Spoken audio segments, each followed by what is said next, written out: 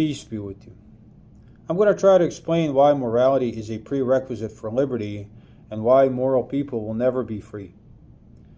Let's start with the second one. Why will immoral people never be free? Well, for one, people who are immoral tend to do things that are immoral, right? So you don't want them to be free. You don't want people to have freedom to come and rape your family. You don't want people to have the freedom to come and murder you, to steal your property, to make your life difficult.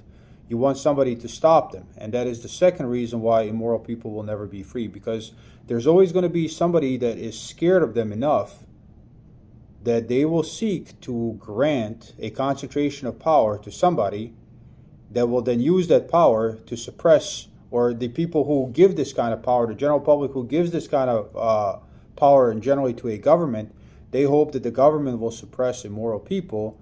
But unfortunately, absolute power corrupts absolutely, and what the government ends up doing is using that power to suppress everyone. So when a leader, a despot, a corrupt politician, a king, it doesn't matter, when they get a control over such concentrated power, then they can wield it to their advantage and to the advantage of their supporters, and that is what we call tyranny. They can control everybody's life.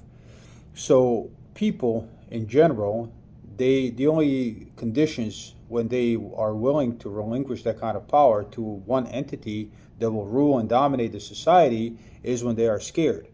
And people get scared when there are immoral people in their midst. So that is why wherever there is immorality, you cannot have liberty.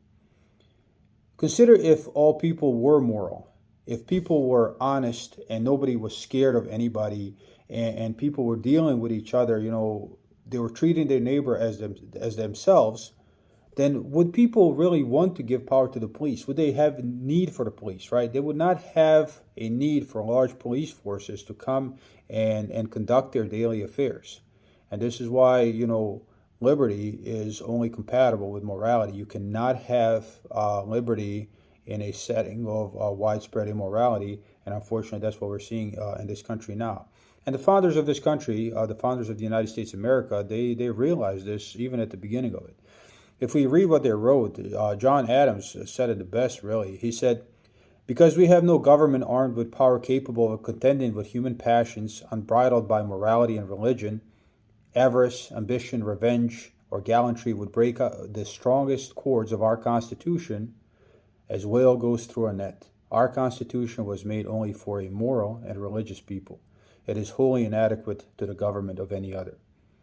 So because the system of government they founded is based on freedom, these are the people that want to be free. They do not want an overlord ruling their daily lives.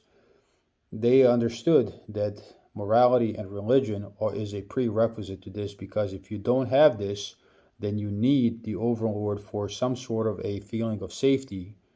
Otherwise, you can't live a normal life because you're always scared. So even the United States of America, what will destroy our freedom, what will destroy our liberty, is immorality of the people, and that is unfortunately the road we are heading down. And don't mistake it for a second that these people were opposed to religion. What they were opposed to was religious dogma. So, if you wanted to believe in Trinity, or you wanted to be a Christian, or you wanted to be a Muslim, it doesn't matter. But what they understood is you cannot have morality without religion. It cannot exist without religion, because religion is a dedication to something that is firm and unmoving. And if we are all dedicated to that type of behavior, then we are comfortable with each other, and we know where we stand. Which, if you make morality a relative concept, morality is if this guy says it, then that's moral. Like what Hitler said, it was moral to kill Jews, right? So while he was in power, that was moral, but after that, that was absolutely immoral. So really two extremes of one society. So you can't have anything like that. You need religion, and you need that dedication that comes with religion to maintain morality. And George Washington, when in his farewell address, he observed this. So when he gave his farewell speech after being the president, he really warned us about this. He said, "Of all the dispositions and habits which lead to political prosperity, religion and morality are indispensable supports. In vain would that a man claim the tribute of patriotism who should labor to subvert these great pillars of human happiness, these firmest props of the duties of men and citizens. And then he goes on to say, and let us with caution indulge the supposition that morality can be maintained without religion. Whatever may be conceded to the influence of refined education on minds of peculiar structure, reason and experience both forbid us to expect that national morality can prevail in exclusion of religious principle. So this is where we are headed as Americans. The whole institution of religion has been absolutely degraded to where it means nothing. As a matter of fact, I'm a Muslim, but I personally believe that Christians are probably the largest persecuted minority in the United States. And they may not be officially persecuted by the government itself in most cases, although in some cases they are. They are persecuted by the entertainment industry, and they are persecuted by all the people that have platforms to where they can voice their opinions on these platforms and all the news media, and they are truly persecuted people, and they are persecuted as if they were some sort of bigots because they don't want moral relativism. They have a moral code that they find valuable, and this is the same moral code that we Muslims find to be true as well.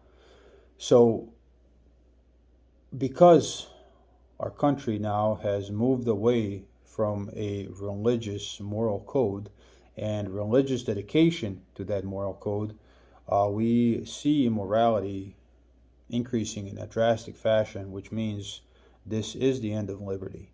There's only two ways this ends, is anarchy, and that is war, and war is the end of liberty. You know, if you look at Ukraine, for example, war, all men are drafted into war. 18 to 60, it doesn't matter. If you're a man, you're getting drafted into a war, right?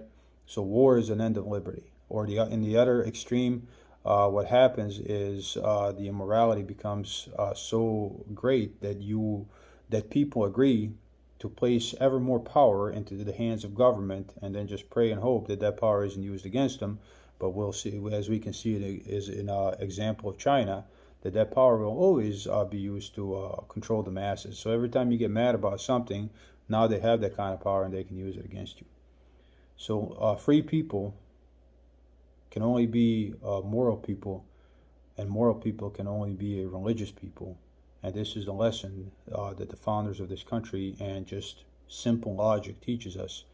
And the sooner we recognize that, the sooner we may start planning on picking up the pieces when this whole tower of cards falls, unfortunately.